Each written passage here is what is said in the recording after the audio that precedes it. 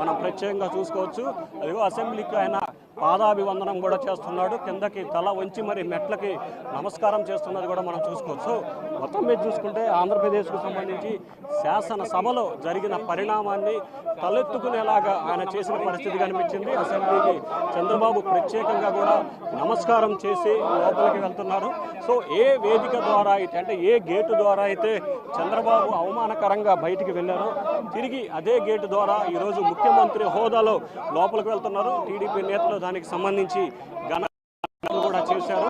So శపథాన్ని నెరవేర్చుకొని Chandrababu లోపలికి వెళ్తున్నారు. So అసెంబ్లీకి సంబంధించి కూడా పూర్తి స్థాయిలో ఆయన లోపలికి వెళ్ళేందుకు జరిగింది. సో మొత్తం మీద చూసుకుంటే ఎక్కడైతే తనకు అవమానం జరిగిందో అదే సభల సాక్షిగా కూడా చంద్రబాబు లోపలికి వెళ్ళిపోయిన పరిస్థితి కనిపిస్తూ ఉంది.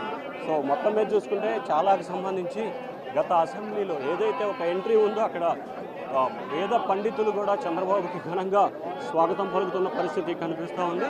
సో ముఖ్యమంత్రి హోదాలో ఆయన ప్రతిపక్ష నేతగా ఏ రకంగా అయితే అవమానానికి గురయ్యాడో తిరిగి ఆయన మళ్ళీ అదే ముఖ్యమంత్రి హోదాలో కూడా బయటకు వస్తున్న పరిస్థితి కనిపిస్తూ ఉంది.